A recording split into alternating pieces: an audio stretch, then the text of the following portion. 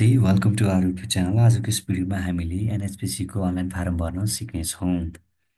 एनएचपिसीको पूरा रूप के हो त? नेपाल हेल्थ प्रोफेसनल काउन्सिल, नेपालीमा नेपाल स्वास्थ्य व्यवसायी परिषद। यो तपाईँले धेरै ठाउँमा देखिसक्नुभयो होला। यसमा के कुरा इन्क्लुड गरिएको छ भन्दाखेरि सिङ्गल दस्तुरमा कहिलेसम्म फारम भर्न पाउने, डबल दस्तुरमा कहिलेसम्म भर्न पाउने, तपाईँले पैसा कति तिर्ने, कुन कुन ब्याङ्कमा तिर्न पाउनुहुन्छ, अनि यो खाता नम्बर कति छ भन्ने कुराहरू। ब्याङ्कमा तपाईँले पैसा तिर्न जाने बेला यो खाता नम्बर यतिबाट लिन सक्नुहुन्छ है। त्यसपछि गरी यो तपाईँले चाहेकै बेला हेर्नको लागि www.nspc.gov.np गुगलमा सर्च गरेर वा Facebook page Nepal health professional council पनि त्यो साइटमा भिजिट गरेर पनि यो हेर्न सक्नुहुन्छ। यसबाट खाता नम्बर वा अन्य जानकारी लिन सक्नुहुन्छ। एनएचपिसी लाइसेन्स इक्जामको अनलाइन फारम भर्नको लागि चाहिने डकुमेन्टहरू के हुन् त भन्दाखेरि नागरिकता चाहियो, फ्रन्ट र ब्याक, यसै गरी है पासपोर्ट साइजको फोटो चाहियो, सिग्नेचर चाहियो, अनि त्यसपछि गएर तपाईँको एसएलसी दिनुभएको भए मार्कसिट चाहियो, अनि एससी दिनुभएको भए ग्रेड सिट होला, त्यसपछि character certificate, school level certificate, अनि तपाईँले के पढ्नु भएको त्यो कलेजले दिएको सर्टिफिकेटहरू होला नि त होइन। क्यारेक्टर सर्टिफिकेट कलेजले दिएको, बाँकी सिटिपिटीबाट प्राप्त हुने माइग्रेसन सर्टिफिकेट, मार्कसिट, सिटिपिटीबाट रजिस्ट्रेसन कार्ड जुन दिएको हुन्छ त्यो पनि चाहियो। राज्यको चाहिँ फ्रन्ट र ब्याकमा हुन्छ मार्कसिट, त्यस कारणले गर्दा यसको फ्रन्ट र ब्याक भन्ने मैले यहाँनिर ब्राकेटमा राखिदिएको। अनि ओजिटी गर्दाखेरिको डकुमेन्ट तपाईँको चाहियो, जुन हस्पिटल जुन ठाउँमा तपाईँले ड्युटी गर्नुभएको, याचीले जस्तै कमिटीमा गर्नुभएको थियो भने त्यसको चिठी चाहियो। हस्पिटल गर्दाखेरिको त्यो चिठी दुईवटा भयो, वा नर्सिङ हुनुहुन्छ तपाईँ, वा फार्मेसी ल्याब हुनुहुन्छ तपाईँले, एउटै हस्पिटलमा ड्युटी गर्नुभएको छ भने तपाईँहरूको लागि चाहिँ एउटै चिठी मात्रै पनि हुनसक्छ है त।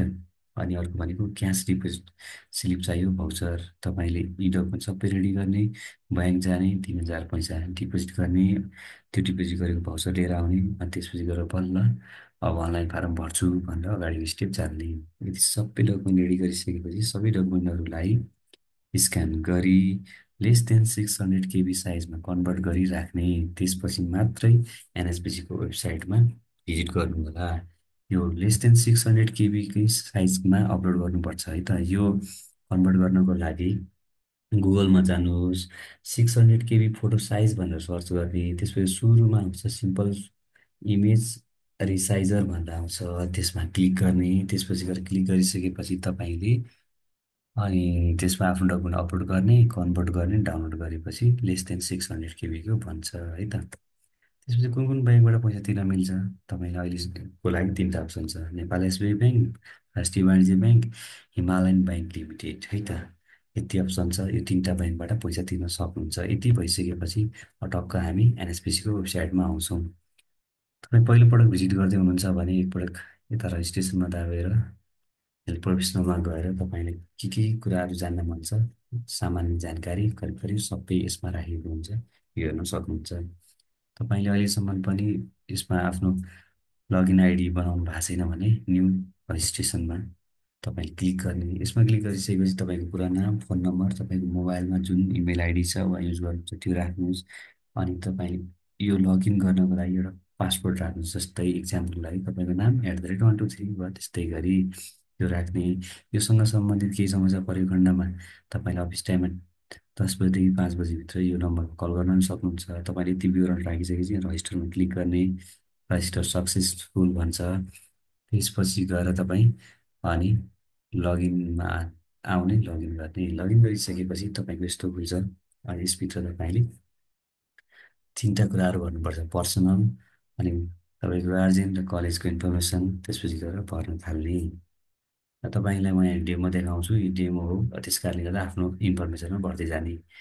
जस्तै तपाईँ यहाँनिर सिलेक्ट गर्ने, तपाईँ जस्तै पिसिआर र +2 लेभल्स के हो त्यो भयो। त्यसपछि तपाईँको पासपोर्ट साइजको जुन फोटो थियो यसरी प्रोफाइल इमेजमा अपलोड गर्नुहोस्। त्यसपछि गएर तपाईँको नाम, first name, middle name, last name राख्नुहोस्। त्यसपछि गएर तपाईँको नेपालीमा इङ्ग्लिसमा राख्ने आफ्नो विवरणहरू, यो जे छ कम्प्लिट गर्ने। त्यति गरिसकेपछि तपाईँको सिटिजनसिप फ्रन्ट, सिटिजनसिप ब्याक, त्यसपछि सिग्नेचर अपलोड गर्नुहोस् भन्छ। अपलोड गर्ने, अपलोड गरिसकेपछि नेक्स्ट गर्ने। सबै लेस देन 600 KB आउनुपर्छ भन्ने कुरा अब थाहा पाइसक्नुभयो। अब गार्जेनको इन्फर्मेसन, तपाईँको बुवा, मम्मी र हजुरबाको इङ्ग्लिस र नेपालीमा टक्क नाम भर्ने, त्यसपछि गएर नेक्स्ट गरिसकेपछि तपाईँको स्कुलको इन्फर्मेसन भर्नुपर्छ, स्कुलको नाम राख्नुहोस्, तपाईँको एसएलसी दिनुभएको एसएलसी बोर्ड हुन्छ, एसई दिनुभएको है एनइबी बोर्ड नेपाल हुन्छ, पास कहिले भएको त्यो राख्नुहोस् आफ्नो।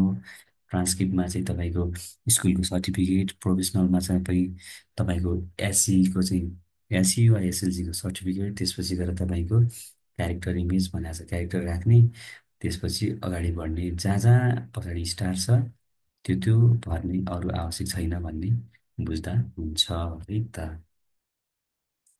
त्यसपछि अगाडि बढिसकेपछि तपाईँको कलेजको कुरा आउँछ। कलेजको आइसकेपछि तपाईँको जस्तै यहाँनिर स्कुल अफ हेल्थ साइन्स यो स्याम्पल राखिदिएको छु।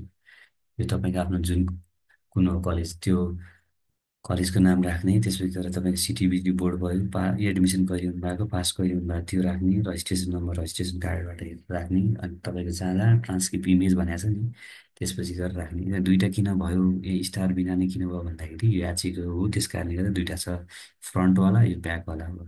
त्यसपछि प्रोफेसनलमा तपाईँको सर्टिफिकेट सिटिबिटीले दिएको त्यो राख्ने, त्यसपछि गएर क्यारेक्टरमा यो राख्ने, अनि तपाईँको कलेज दिएको राख्ने, अनि तपाईँको क्लिनिकल कम्युनिटीमा चाहिँ वर्क गरेको इमेज भन्दाखेरि यो चाहिँ कम्युनिटीको एउटा भयो, त्यसपछि गएर हस्पिटलको अर्को भयो, वा तपाईँको एउटा मात्रै पनि हुनसक्छ भन्ने कुरा अघि जोडिसकेँ।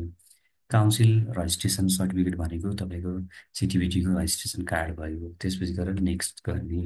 यति गरिसकेपछि टक्क तपाईँ फेरि यहाँ एप्लाईमा दाब्ने। त्यति गरिसकेपछि तपाईँको टक्क यहाँ कुन लेभल हामीले +2 लेभल वा पिसिएल लेभलमा गएको थियौँ। अब हामीले यहाँनिर तपाईँ आफ्नो के प्रोग्राम हो त, मैले जेनरल मेडिसिन गरेँ, त्यसपछि गएर यहाँ भाउचरमा चाहिँ टक्क ल्याएर तपाईँको के हो आफ्नो त्यो जाने, मैले यहाँनिर भाउचर जस्तै स्याम्पल लागि यसरी ल्याइदिएँ। त्यसपछि गएर यहाँनिर टक्क एप्लाई फर लाइसेन्स भन्ने अप्सनमा दाब्नुभयो भने तपाईँको माथि सक्सेसफुल भनेर आउँछ है त। यति गर्नु होला। त्यसपछि गएर के कन्फ्युज भएमा कमेन्ट बक्समा कमेन्ट गर्नु होला। आजलाई यति नै, हस्, धन्यवाद।